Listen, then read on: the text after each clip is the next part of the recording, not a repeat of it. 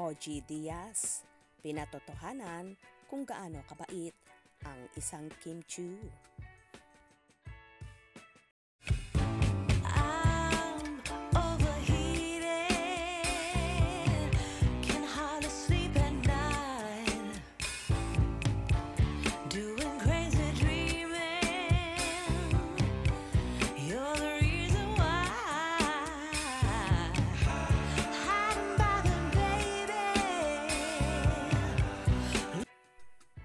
Kamakailan sa naging vlog ng columnist at talent manager na si OG Diaz. Nabanggit ng vlogger na sobrang bait daw ng TV host actress na si Kim Chiu, kung saan naging driver niya pa ito. That time daw ay coding siya at naghihintay siya ng taxi. Nang bigla na lang daw siyang hintuan ni Kimi at binati siya at sinabing, "Mama Ogs, saan punta mo? Halika, ihahatid kita. Ako ngayon ang driver mo." Kaya naman sa tuwing makikita daw ni OG si Kimi, sinasabi niyang driver, na ibig sabihin kaya niya pa uulit-ulit na sinasabi yon, hindi niya malimutan ang kabutihang ginawa sa kanya ni Chinita Princess. Naayon pa nga sa vlogger at talent manager, kung iba-iba daw yon ay lalampasan na siya. At marami daw ganon na kahit nakikita na siya, di man lang daw siya batiin or hintuan. Kaya naman kakaiba daw itong actress na ito at super bait at super busilak talaga ang puso. Alam mo, naging driver ko yan si Kim Chiu. Oh, saan?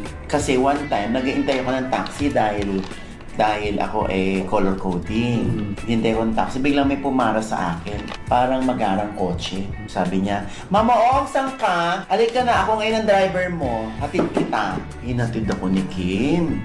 Nakakatuwa si Kim. Kaya pag nakikita kami, ay ayan ang driver ko, si Kim. Ibig sabihin, hindi ko makalimutan.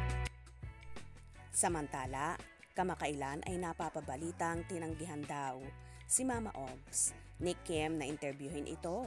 Kaya parang nagtampo si OG sa actress. Pero nung nagkita sila Kim at OG sa Universal Studios sa Amerika, ay todo chika sila. At kitang-kita daw niya kay Kim na so happy.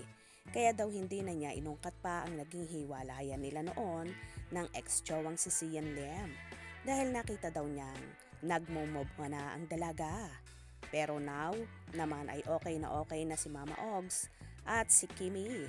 At wala na silang tampuhan sa isa't isa. Sa bagay, hindi lang naman talaga si OG Diaz ang makakapagpatunay ng kabutihang loob ng dalaga. Dahil halos lahat ng nakakatrabaho ng actress ay love na love siya.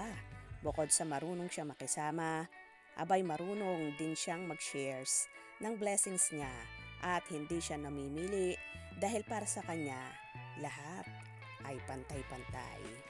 Good job, Kimi. Kaya naman tumutok at huwag na huwag pahuhuli sa mga maiinit na kaganapan.